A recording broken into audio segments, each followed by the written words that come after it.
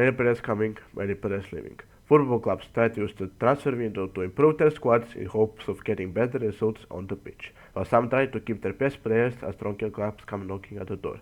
Today I will be ranking the Premier League Big Six, so let's get in.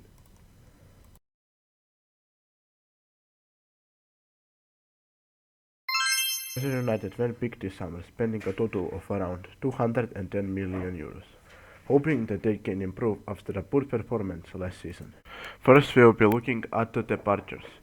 Anthony Martial's contract ran out, so they lose a player who didn't perform, was on high wages, and struggled with fitness. Remember when this guy had a Ballon d'Or clause in his contract? Jadon Sancho, another player that United fans had high hopes for, back when he signed for United in 2021, leaves to go to Chelsea on loan. Sancho spent last season on loan at Dortmund after being in an argument with Ten Hag, a very talented player but just didn't work out for United. Chelsea do have a 25 million obligation to buy, and despite that fee being low, in my opinion, selling him will be the best decision for United. The four-time Champions League winner Rafael Varane lives on a free to join newly promoted Serie A side Como. He struggled to stay fit and was on high wages, so letting him go, in my opinion, is the best decision. Van de Beek departs to join Girona for only $500,000. He barely got minutes, and it seems like he is way past his prime. Youngster Pelistri joins Panathinaikos for $6 million. He was not getting many minutes, and with Diallo taking over his place, leaving was the best choice. Another youngster, Maybury Hannibal, joins Burnley for around $7 million. A loan could have been a better option, but United decided to sell him. Same goes for youngster Cabvala, as he joins Valencia for around $10 million. I'd call him a club legend. Aaron Wan-Bissaka joins West Ham for around 20 million after spending 5 years at United. He was a good backup and sometimes started, but United signed another player in his position, on who we are going to talk about later. Silver wonderkid Mason Greenwood joins Marseille for around 26 million. He spent last season on loan at Getafe where he was decent, but United have no other option than to sell him. Well, I believe you know why. Another, you may say, club legend, Scott McTominay departs the club after 7 years as he joins Napoli for around 30 million. He was a great asset for United, a very passionate player, and performed. It is arguably a mistake to sell him, but at least he helps with FFP. Now let's talk about the 5 big signings United made. Josas Zirkzee, who was one of the best strikers in Serie A and has very high potential, joins from Bologna for around 42 million. I don't think he will start over Haaland because Haaland fits United's playstyle more, but him coming off the bench can be massive, though United will have to adapt if he comes off the bench because he's more of a possession-based striker, but what makes that good is that the opponent will have to adapt as well. Aaron Wan-Bissaka replacement is Bayern fullback Noussair Mazraoui, who joins for a price some may consider as still 15 million. He can both attack and defend, which helps United, and he provides good backup for both Shaw and Dalot. Also signing is star centre-back Matthias de Ligt for around 50 million. He has plenty of experience despite being only 24, and many call him a Rolls-Royce centre-back. The only problem I see in this transfer is that he is slow, which doesn't fit United's high line.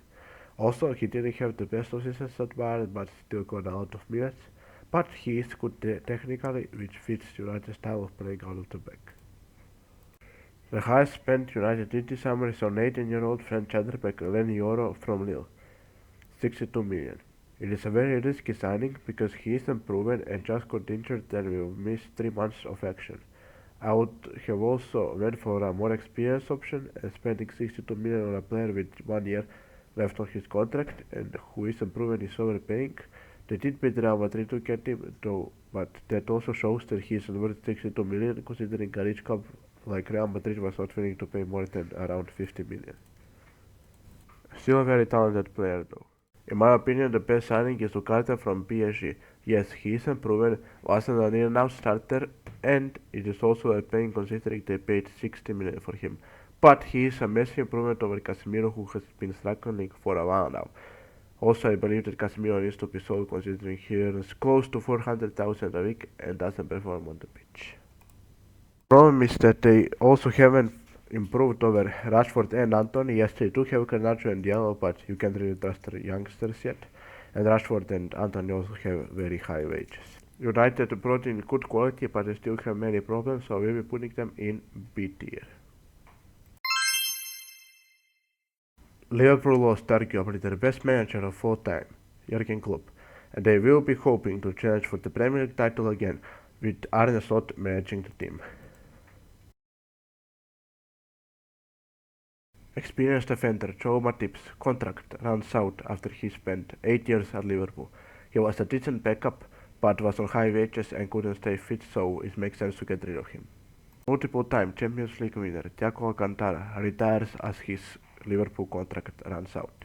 Highly rated youngster Stefan Bajcetic leaves on loan to join RB Salzburg to get more minutes and to develop further. Another youngster in Ben Doak goes on loan to Middlesbrough to also develop further. Despite having a great loan last season at Hull City, Liverpool decided to sell youngster Fabio Carvalho to Brentford for around 24 million. He's a very talented player, but he couldn't get many minutes at Liverpool, and also if the fans help Liverpool, it does make sense to get rid of him, and I believe the player wanted it as well, so overall it's an alright deal. Rated youngster Van der Berg had a great loan last season at Mainz, but despite that, Liverpool also decided to sell him to Brentford, just like Carvalho, for around 24 million. He's also a very talented player, as I said, but he wants more minutes and Liverpool wants more funds, so selling him does make sense. And last but not least, third choice goalie Adrian goes to Real Betis on a free. Liverpool's biggest rival is Juventus star Federico Chiesa for only around 13 million. He's a great backup for Salah, but he has struggled with form the past 2 years ever since his ACL injury, only getting 12 GA for Juventus last season. But we all know that he is a great talent and Slot will be hoping to rejuvenate his form. A negative is that he has really high wages for a backup, a wage of around 8 million euros. Everyone who watched the Euros remembers the Georgian goalkeeper George Mavatashvili, who was one of the best goalkeepers at the Euros. Liverpool bought him for around 30 million euros from Valencia, but he is immediately going back on loan at Valencia, considering he doesn't start well Alisson as of now. What I'm not sure is how Liverpool is going to use him, considering Alisson is as of now quite better than him. And I don't think George will accept being back, but we will see. Liverpool priorities this summer were to sign a backup centre back, a starting defensive midfielder, and a backup for Salah.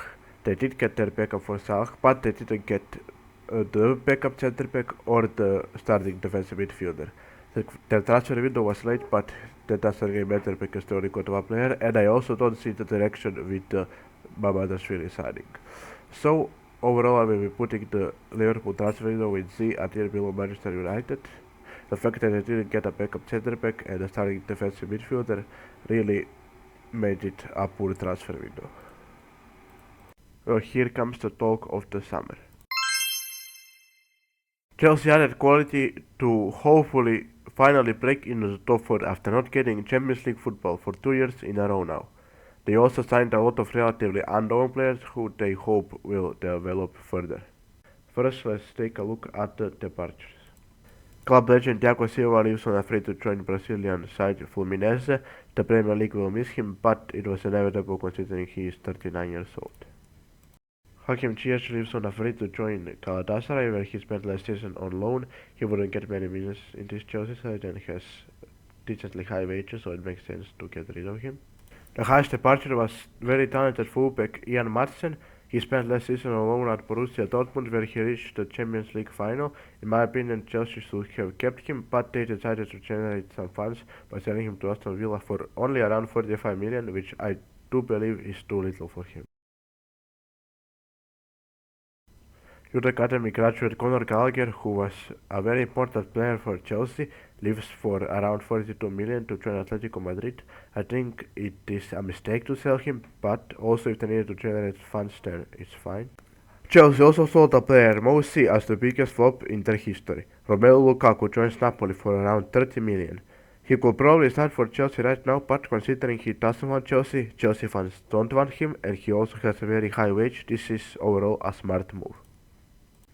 Lewis Hall joins Newcastle for around 33 million. He could probably start over Cucurella right now, but again I believe he is sold because of FFP, and he also wants to play for Newcastle considering he had an amazing loan last season at Newcastle.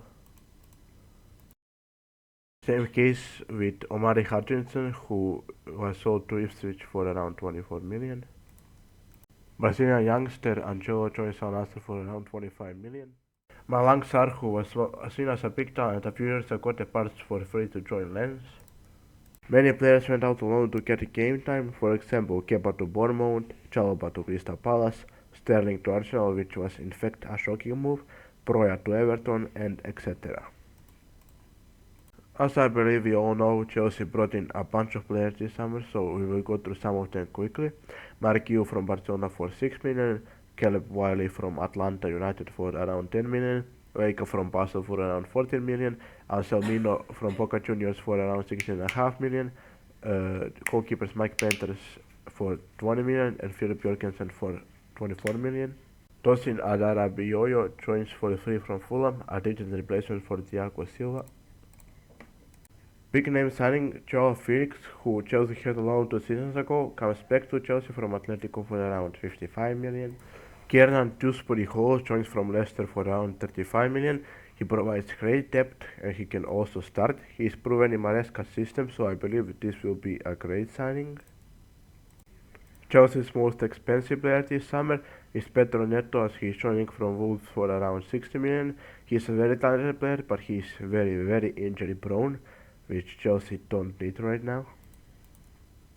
And of course, as we previously said, Chelsea signed Jadon Sancho on loan from United with an obligation to buy for only 25 million. This could be the bargain of the summer. I do think that Chelsea have too many attackers, a total of 9, and while some may say that is a good problem to have, these players have very long contracts and with high wages, which could turn out to be a big financial burden to the club.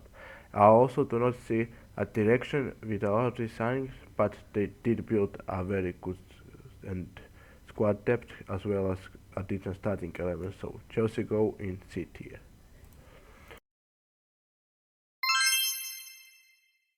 Arsenal have been quite active in the transfer window, as they are hoping that these changes will make them be able to win the title over Manchester City.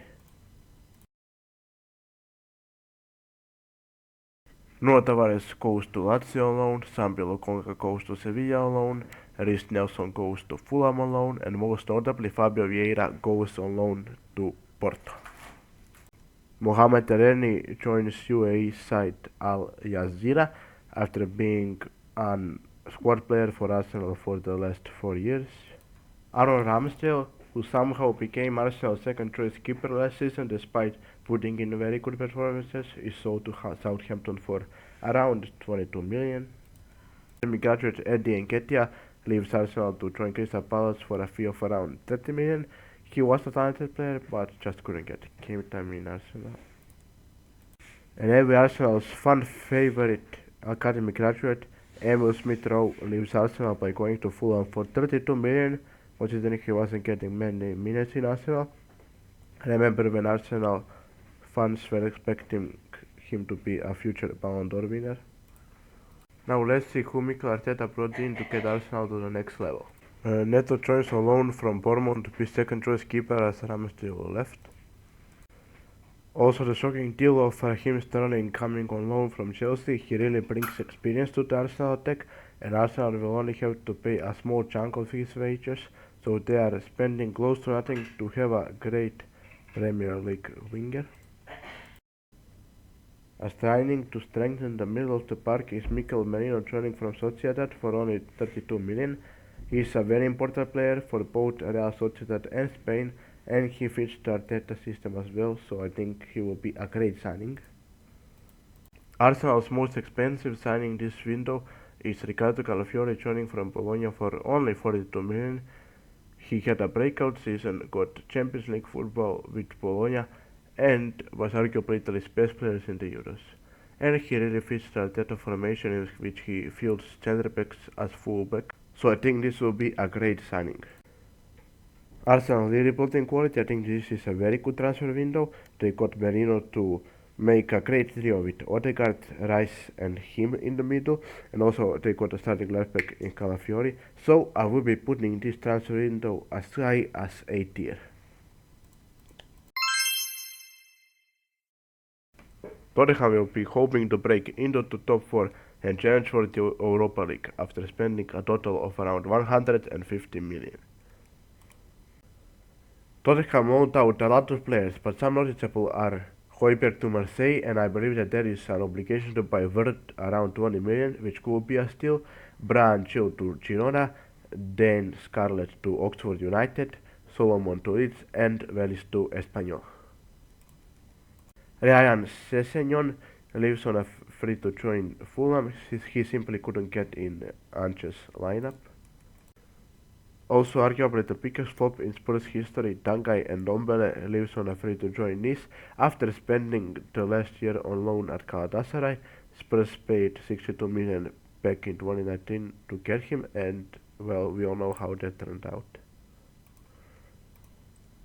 Croatian legend Ivan Perisic left on a free to join Hajduk Split, but now he has left Hajduk after some arguments with coach Gattuso, so it's uncertain where will he go, but a lot of clubs could use his services. Eric Dyer, after an amazing loan last season at Bayern, joins Bayern for free.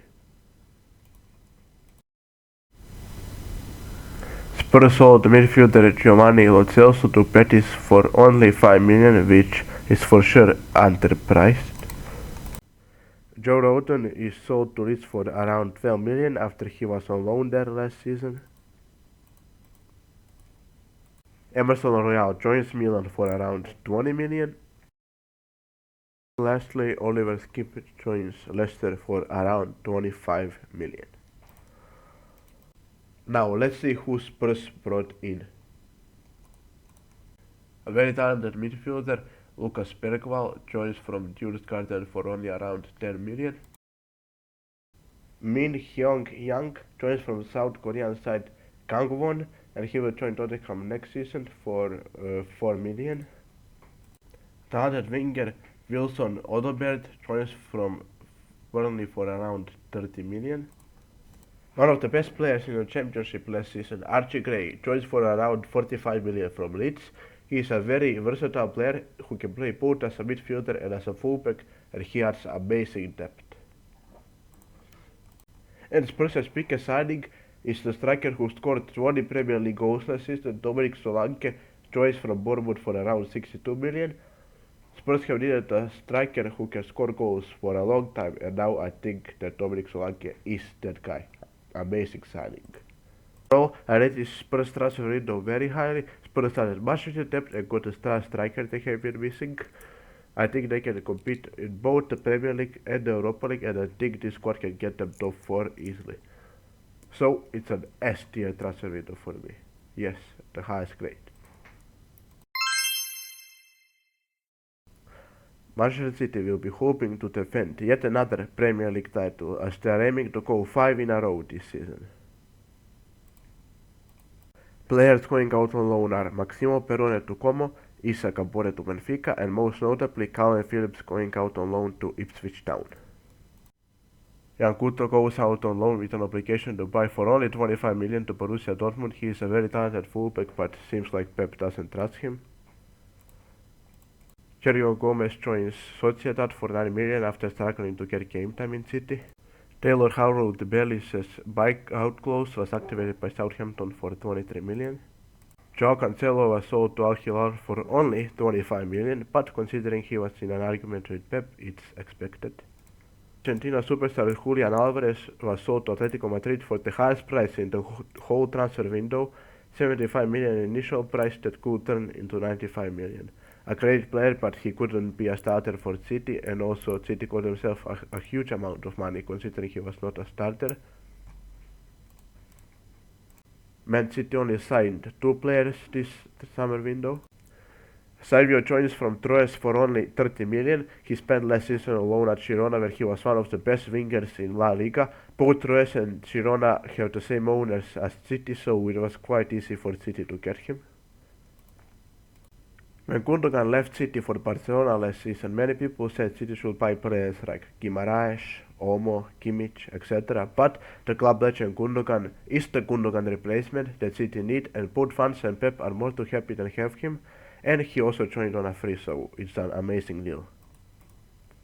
Overall, a great transfer window for Man City as they strengthened the squad even more despite having arguably the best team in the world and still generating a lot of money from player sales. So I will be putting this transfer window in A tier, and I think they have more than enough to win both the Champions League and the Premier League. Thank you all so much for watching this video. Make sure to like and subscribe, and comment your opinions. Do you agree with me? Do you disagree? Again, thank you for watching and see you in the next video.